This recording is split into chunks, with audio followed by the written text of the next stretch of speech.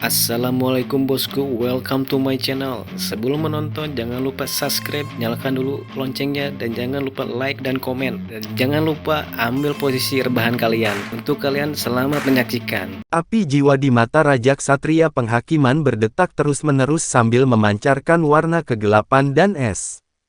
Setelah serangannya dan Raja Naga Tulang berkumpul, momentumnya perlahan meningkat. Long Hao Shen merasa bahwa lain kali dia pecah dengan kekuatan penuh, itu akan lebih menakutkan dari sebelumnya. Raja Ksatria Penghakiman sedang menunggu kelompok pasukan pemburu iblis cahaya Sang Fajar untuk melakukan kesalahan. Begitu ada terobosan kecil, mereka akan memiliki keuntungan secara keseluruhan.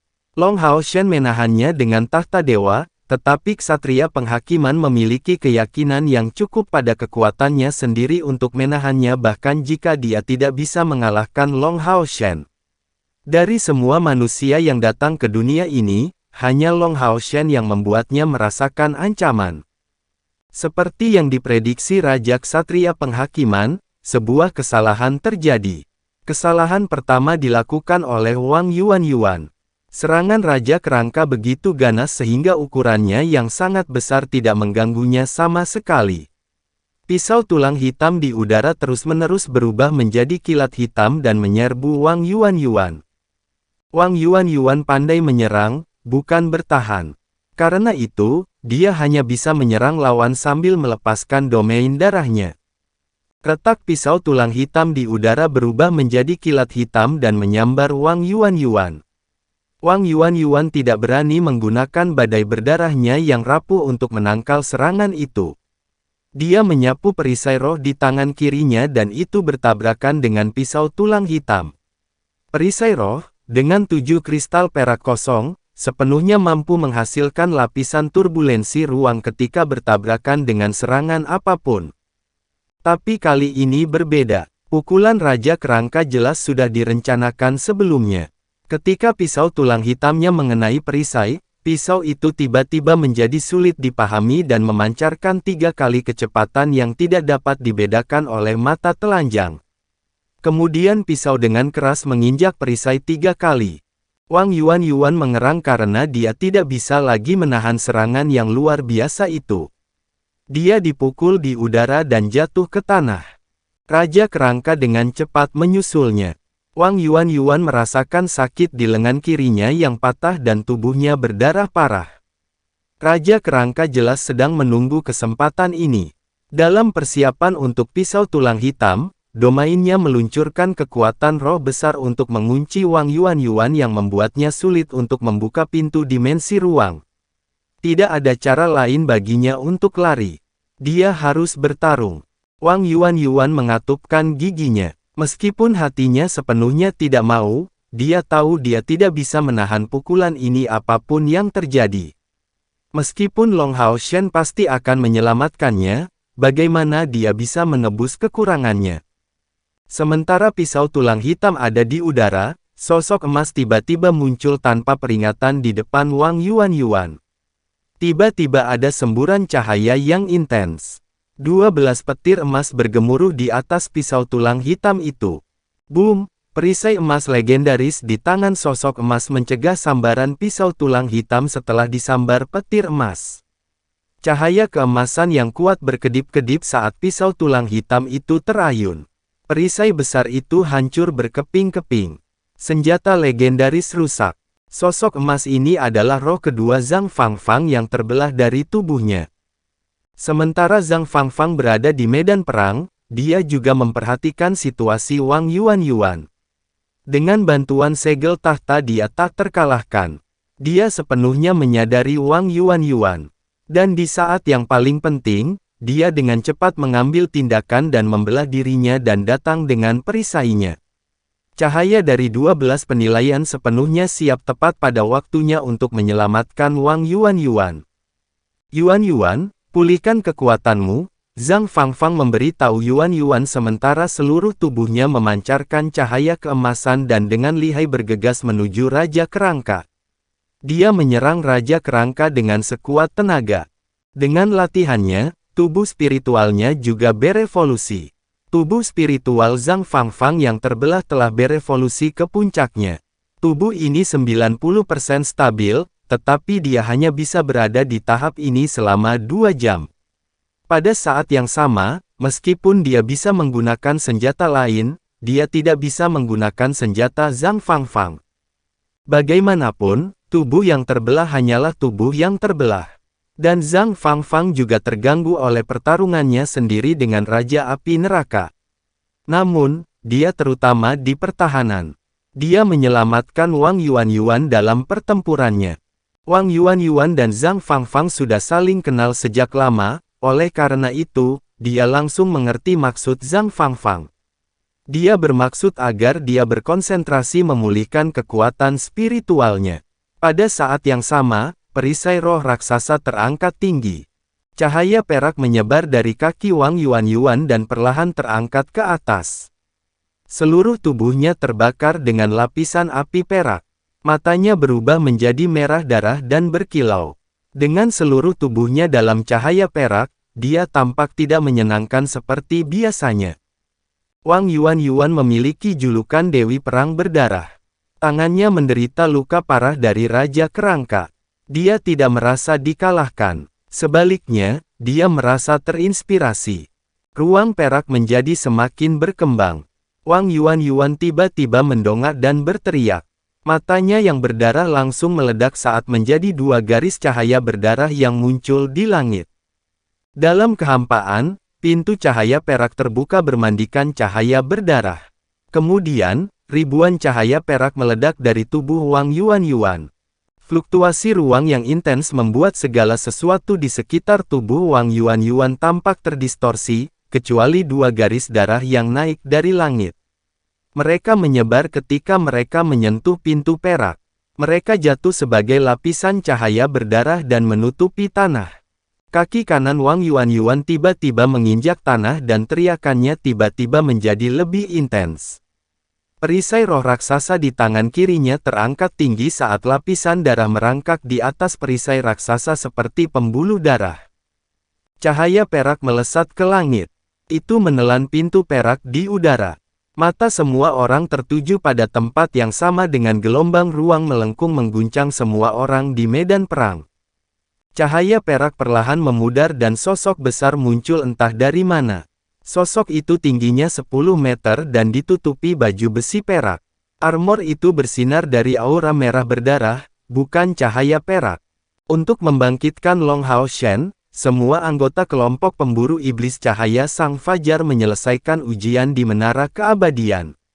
Wang Yuanyuan pernah menyalakan kekuatan spiritual atribut ruangnya sendiri dengan ledakan roh, yang mengalahkan pengawal suci Menara Keabadian. Selain itu, tubuh Zhang Fangfang yang terbelah membantunya ketika dia hampir kehilangan nyawanya dalam pertempuran. Namun, pada saat ini, Wang Yuanyuan tidak seperti sebelumnya lagi. Dia sekarang berada di langkah 9 dan dengan domain darahnya, dia telah sepenuhnya memenuhi syarat untuk menampilkan roh raksasa dari perisai jiwa ilahinya. Setelah 7 kristal perak dimasukkan pada perisai roh raksasa akan setara dengan senjata ilahi itu. Kali ini, perisai roh terlihat jelas berbeda dari sebelumnya. Itu tampak seperti seorang pejuang wanita. Itu persis versi Wang Yuanyuan yang diperbesar. Matanya berkilau perak dan undulasi kekuatan rohnya benar-benar merah darah. Aura haus darah yang kuat menyembur keluar dari tubuhnya bersama dengan kekuatan menakutkan yang bahkan ditakuti oleh Raja Kerangka. Pada saat ini, tubuh Zhang Fangfang yang terbelah tidak dapat menahan serangan kuat Raja Kerangka lagi. Tubuhnya yang terbelah terluka parah oleh pisau Raja Kerangka. Jika tubuh seseorang yang terbelah terluka terlalu parah, itu akan hilang lebih cepat. Dan itulah yang terjadi sekarang. Tubuh yang terbelah di udara berubah menjadi bintik-bintik cahaya keemasan dan menghilang. Dengan kilatan cahaya perak, tubuh Wang Yuanyuan berdiri di depan Raja Kerangka.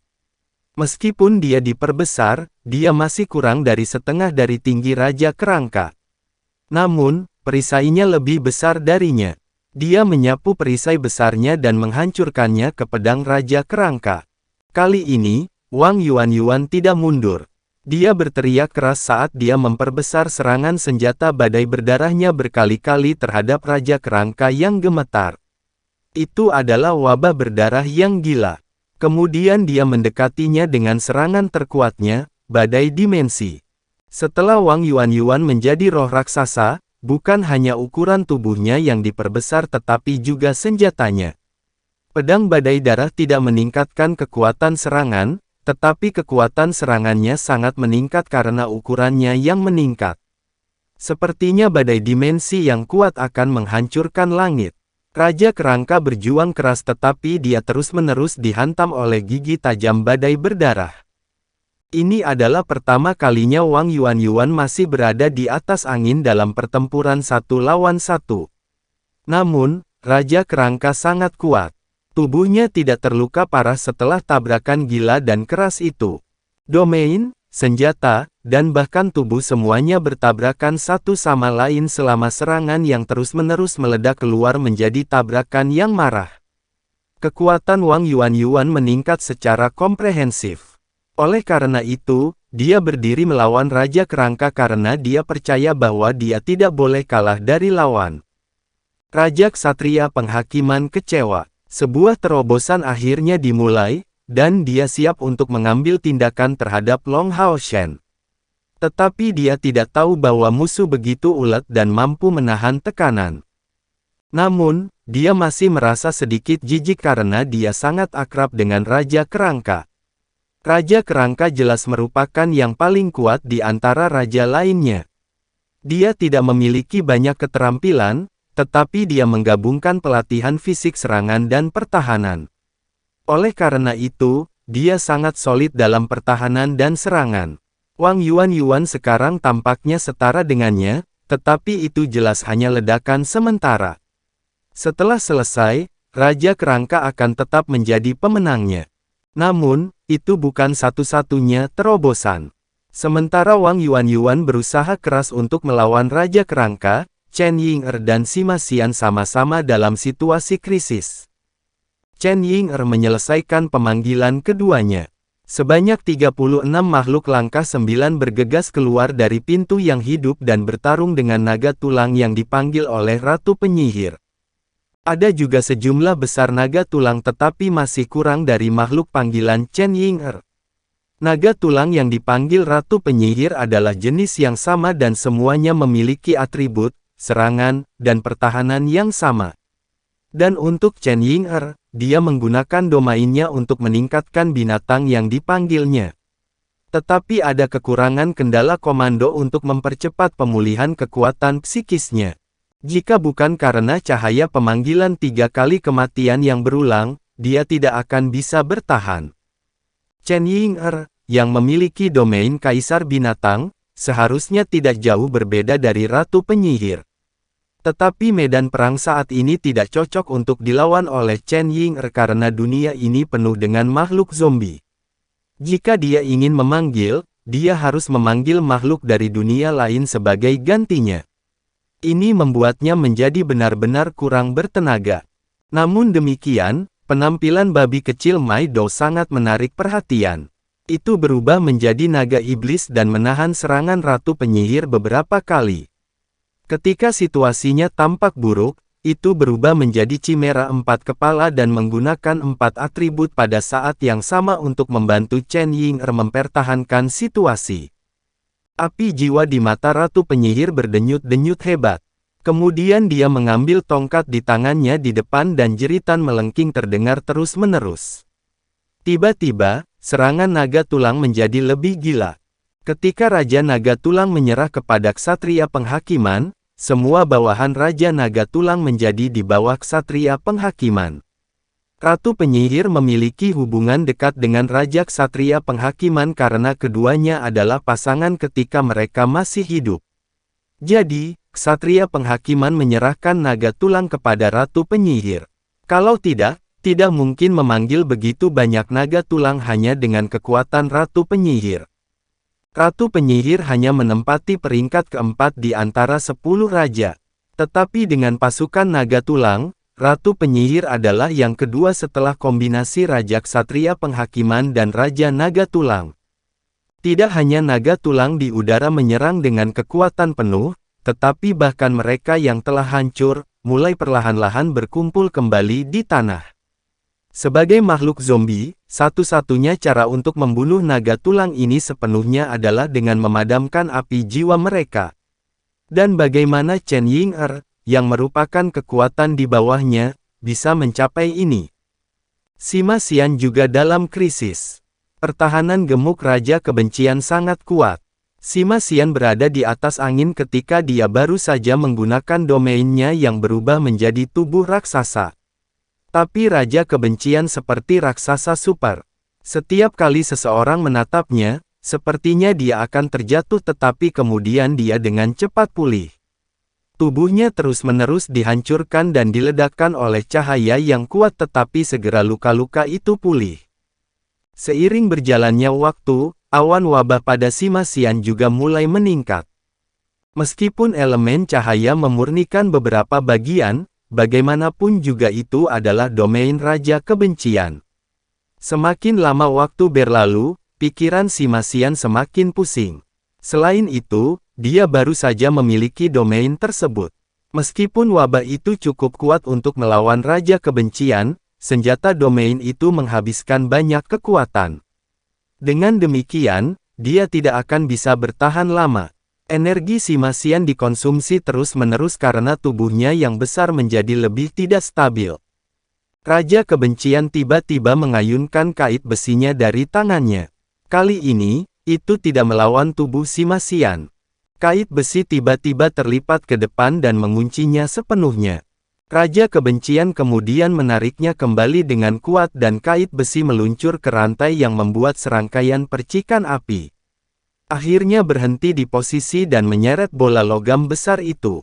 Meskipun Raja Kebencian itu gemuk, dia sebenarnya sangat pintar. Meskipun serangan Sima Xian sangat menyakitinya dan dia tidak bisa menahan kekuatan senjatanya, dia masih memiliki keunggulan atas Sima Xian karena armor pertahanan lemaknya sebanding dengan langkah senjata ilahi. Dan dia akhirnya mengambil kesempatannya untuk mendapatkan senjata Sima Xian yang kuat sebagai senjatanya sendiri. Dia menyukai senjata cahaya Sima Xian dan terpikir olehnya bahwa senjata itu mampu menjadi lebih besar. Dua kekuatan besar tiba-tiba ditarik pada saat yang sama, dan kemudian dua rantai langsung terentang lurus. Ada celah antara kedua belah pihak, tetapi Sima Xian, dengan kekuatan saja, bukanlah lawan Raja Kebencian dan tubuhnya segera menepi.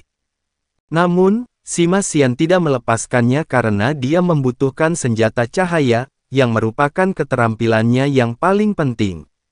Jika dia melepaskannya, jarak antara dia dan Raja Kebencian akan terlalu besar.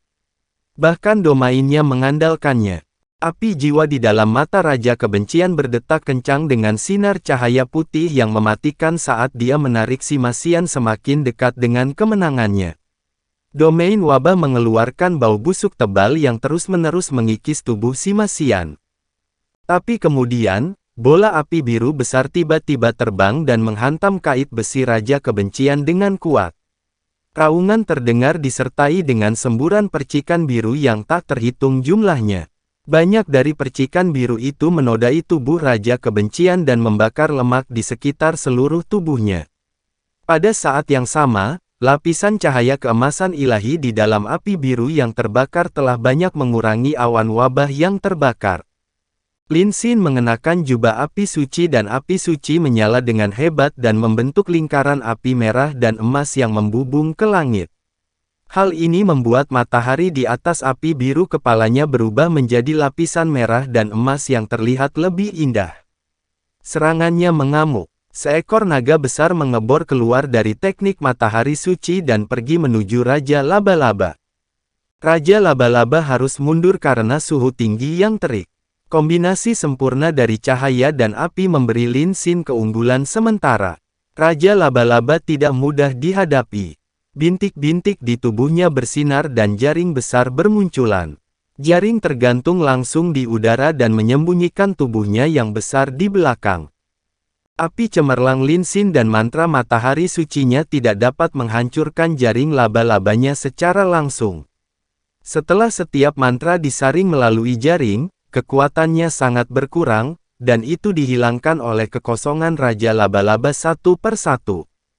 Namun, karena Lin Xin akhirnya berada di atas angin di medan perang, meskipun untuk waktu yang singkat, dia menggunakan keuntungan penuh dari kekuatan sihirnya. Dukungan bola api tidak hanya di sisi Simexian tetapi juga di sisi matahari suci Lin Xin. Api melesat keluar dari teknik matahari suci langsung ke udara. Api itu tiba-tiba pecah menjadi ratusan bola api dan terbang ke segala arah sekaligus. Lin Xin benar-benar mengendalikan sihirnya. Bola api ini, meskipun terbang dengan kacau, tampaknya memiliki mata dan dapat menemukan target mereka sendiri. Bola api ini sebagian besar terkonsentrasi untuk membantu Chen Yinger. Setidaknya ada lebih dari 50 bola api biru dan emas menuju pasukan naga tulang yang dilawan Chen Yinger. Untuk sesaat, ada raungan yang luar biasa di udara. Kemudian setidaknya selusin tengkorak naga tulang terkena hantaman oleh bola api matahari suci dan pecah berkeping-keping. Jiwa mereka tidak langsung terbakar tetapi masih mengalami trauma yang hebat.